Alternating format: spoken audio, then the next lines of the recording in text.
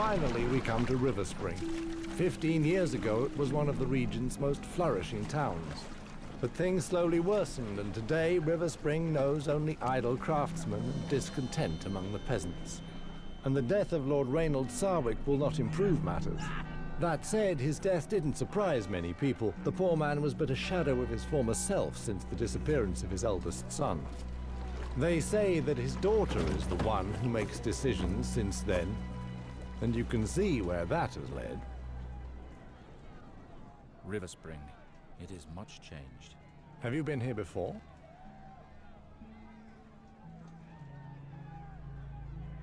I used to live in Riverspring. I left 15 years ago. Yes, that was a while ago. Back then, the town was still prosperous. What happened? I don't know the details, but I think it had something to do with the eldest Sarwyck boy leaving. I must go to the castle. Oh? And, if I may ask, what would a red priest like you be doing here?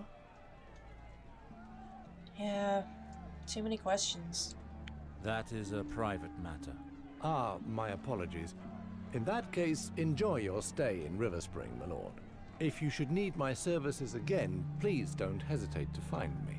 Understood. My lord, would you at least give me your name? Sir Alester Sarwyck. Father above, after so long?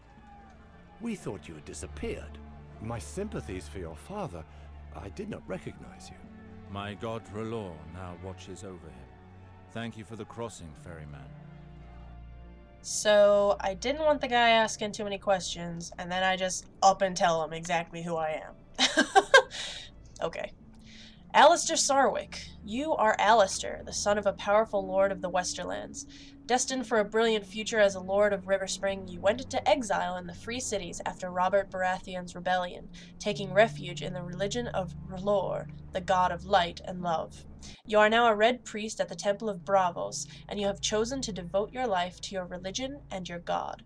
Contacted by your private tutor, you're now on your way back home.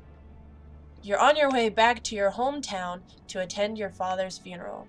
Your past has caught up with you, and now you have to face up to those whom you left behind some 15 years ago. It's interesting that both Mors and Alester seem to have had their lives drastically changed by Robert Baratheon's rebellion. I'm sure that'll come into the plot sometime later. A water dancer! Awesome! Just like Syrio Forel. You guys must know who Syrio Forel is, right? Arya's dancing master. The water dancer practices a style of combat which allows him to combine deftness, speed, and agility, thus making him a highly effective swordsman. He usually fights with a one-handed weapon, and he is very mobile, thanks to his light armor. He is thus well able to dodge enemy blows, which makes him very difficult to hit. You rely on your responsiveness and your agility to take advantage of your opponent's weaknesses. What else? Cell Sword. The Cell Sword, or mercenary, is a quick-witted and fast-moving fighter who can adapt to any situation, something that makes him very effective on the battlefield.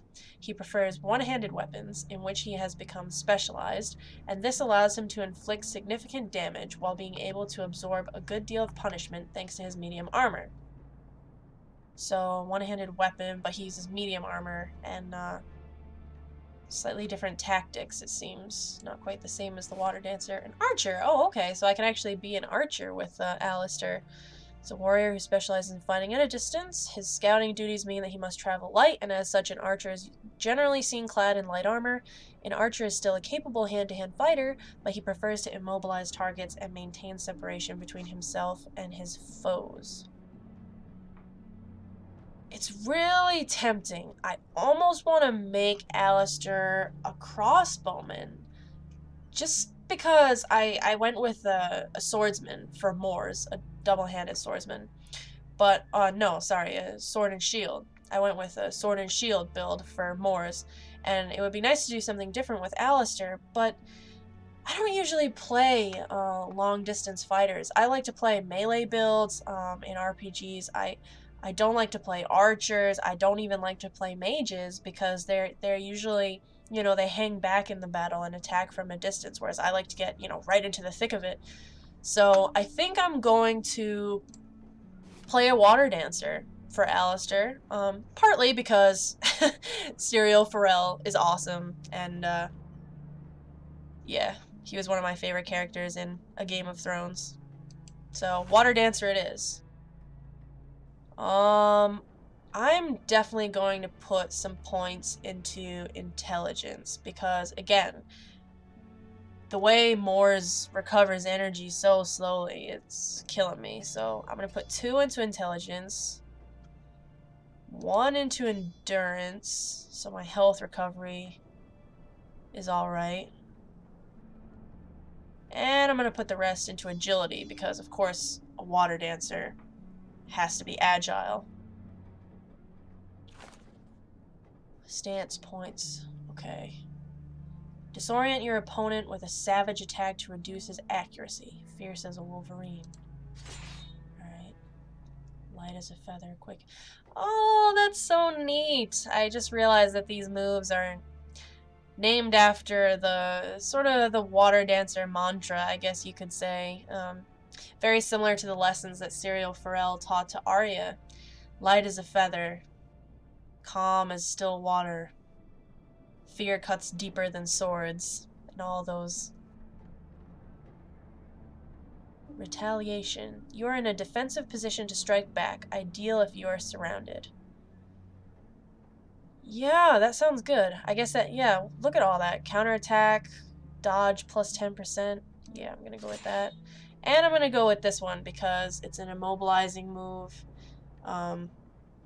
Immobilizes for 8 seconds. Immobilize your opponent by striking him in the legs. Yep. Yep, I'm gonna go with those for now.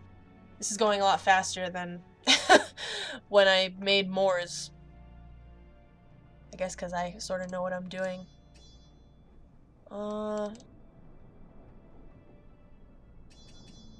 Probably gonna end up using a short blade with Alester. Put some points into armor, light armor.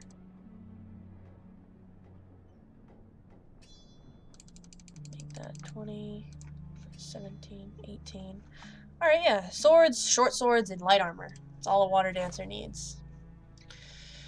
Oh, goodness. The strengths and weaknesses again. I will say that I'm actually really impressed with this strengths and weaknesses system because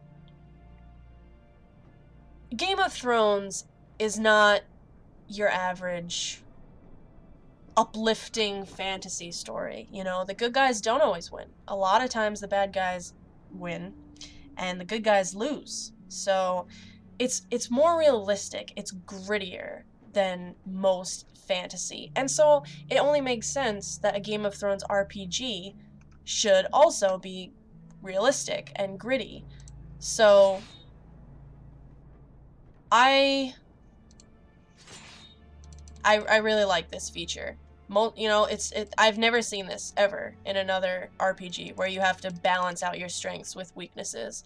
So really good move on their part, I think. And now I'm going to stop ranting about George R.R. Martin so that I can actually concentrate and get this done. Okay guys, after taking some time to consider it, I've picked these as my character traits. We have Acrobat, which is plus 6% deflection, which I think is good for a water dancer. And I have Art of Medicine. The health gain from a healing flask is increased by 15%. I'm hoping that's going to help me. Because I only have light armor, I'm probably going to end up taking a lot of damage. So being able to heal will be very important. And on the weaknesses side, I actually decided to go with Bad Leader. It's minus 7% damage for teammates and allies, which obviously it's not ideal, but I needed something that could balance out these 5 strengths that I picked. So, you know, I think it could also be interesting for character development. You know, maybe Alester's not such a great leader and he's not that charismatic, whereas Mors is. So we'll see how that goes. And then the other weakness I have is Half Pint. Due to your small frame, you're less able to shrug off blows. Minus 2% damage resistance. Again, not ideal, but hey, gotta pick something. So that's Alester.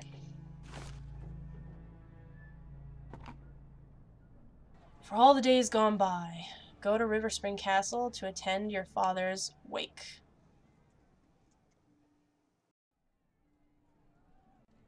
Alright. But you know, before we go there, I didn't get to check out Castle Black much with Moors. So I think I'm gonna do some adventuring first. Check out this place a little bit. Ooh! Oh, just a coin. I guess coins are good. It means I'll be able to buy stuff later. Doesn't seem like I can actually... Oh. Seal of Knowledge. I wonder how many of those I actually have now. A couple of them, I would think.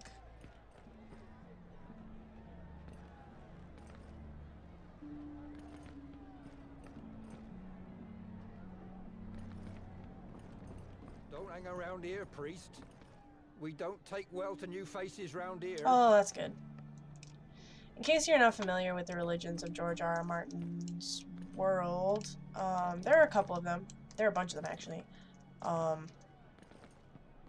Alester's religion, the religion of R'hllor, is not a popular one in Westeros. The main religion in Westeros is the Faith of the Seven, which has 7 gods, or 7 facets of one god. It's sort of like George R. R. Martin's version of Christianity. And then there's also the old gods, the gods of the north, and the old... the children of the forest and all that, but that's what the Starks follow. But the religion of R'hllor, not popular in Westeros at all. With things as they are, what choice do we have? If things are so bad, what do you propose to do? It's been too hard for too long. It's time to revolt. We must take matters into our own hands. We'll take up arms. That seems like a really bad idea. When peasants fight the army, it doesn't usually end well. If you follow that path, the army will have no choice but to fight against Yeah, exactly. Do you want this to end in blood and tears? You don't know what you're talking about, stranger. The house is dying. The army of Riverspring is but a shadow of what it was. You obviously know nothing of the misery we suffer here. That may be, but I do know that violence is answered with more violence. This path never ends well. We're already suffering. What is it to us if we die of hunger or by a sword? What has happened here? These lands were once thriving. It's the Lords. It's been too long since they cared about what happens in their own lands. Neighboring lords have taken the chance to grab some of our land, and nothing is done to stop it. And now that Lord Sarwyck is dead, it will only get worse. We must do something. But there are still Sarwicks in Riverspring. Don't make me laugh. The eldest fled years ago. As for the others, they're no better than he. Anyway, this concerns only the people of Riverspring, stranger. So be it. I pray that your choices will not lead you to reckless acts. May R'hllor light your path through the shadows. Yeah, so Alester seems to have no qualms against telling everyone that he's a red priest. Well, I guess they can all see that he's a red priest anyway, but he doesn't try to hide it at all, so I guess he's not afraid of being discriminated against. But it's probably a good thing that he didn't tell everyone who he was just then, because... Forgive my boldness, noble stranger, but I cannot Who the heck walk is this into guy? certain death like that. What do you mean? Well, I'm not sure of the customs in the free cities nowadays, but I wouldn't dream of entering Westerer's arm like that. And yet, as the smith labours day and night for us, it so happens that I sell the finest weapons. Blunt, cutting, perforating, you know what they say, my lord. Don't buy your blade until you know what you plan to stick it into. Tell me more about perforating weapons. An enemy full of holes is considerably less frightening, isn't he? Piercing weapons are especially designed to fight against medium armor, such as chainmail. Do you need more information? I thought he was actually going to sell me weapons. I already know most of this. I have things to do. Don't hesitate to come back and see me in the Merchant Square. I weep to see you so ill-equipped in this town. And don't forget, you'll be wanting armor. After all, no matter the weapon you face, simple clothes will not protect you. Yeah, I already knew most of this actually, just because, well, I really like reading about the medieval times and medieval warfare, so yep, blunt against heavy armor. You can crush in plate mail and stuff like that. Perforating stabs through medium armor, such as chainmail. And cutting weapons are best for stuff like leather. Of course, anything works if you're not wearing anything. But yeah, like I was saying, it was probably wise of Alester not to give his name just then, because I'm afraid if the peasants realize that I'm with the Lord's family and that I'm the elder son who abandoned them years ago, they're probably not going to take to me very well. So, best to remain anonymous for the time being. Halt, priest. This town is in mourning. Access to the castle is closed during the ceremony. I'm actually here to attend Lord Sarwyck's burial. I'm afraid that's not possible. I'm under strict orders to only allow entry to close kin. With the villagers' current grumblings, we don't want to risk problems. Where's your boss, Sonny? Please call Maester Harwin. The ceremony is about to begin. I doubt he'll come for a priest of R'hllor. John, go inform Maester Harwin and bring back Captain Ryman. Good old Ryman, Captain of the Guard. Things certainly have changed in my absence. What is going on here? Why has John gone for the Maester? Ryman, it's me, Alester.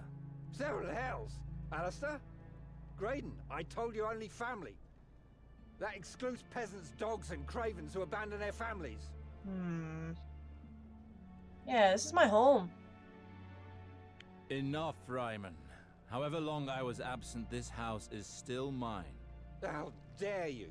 You disappeared without so much as a goodbye years ago, and now you return as if nothing happened. The reasons for my exile are mine alone. I owe you no explanation. I care about your reasons?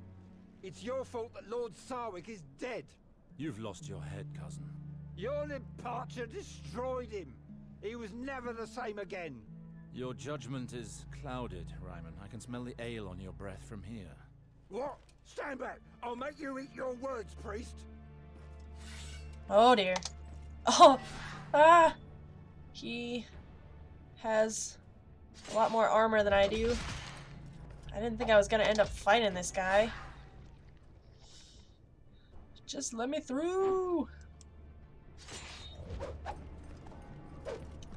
This guy seems a little drunk though, so probably won't have too much trouble taking him down.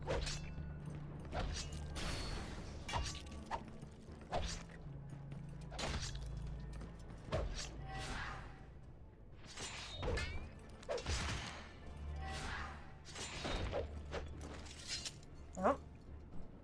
Enough. Do you not think we have enough dead here? Maester Harwin? Alester, finally. I prayed for your return. This traitor no longer has his place here, Maester Harwin. He abandoned his castle and his family. 7 gods. Get a hold of yourself, Ryman. I wrote to him to invite him to Lord Sarwyck's funeral. I prefer to leave than to hear more of this. Alester, what a relief it is to finally see you. I had help from my contacts in Bravos to inform you of your father's death. The funeral will be in the Godswood. The ceremony has already begun. Why is it not held at the Sept? It would be if it were not in ruins. Riverspring is suffering on all fronts, I fear. Let us go now.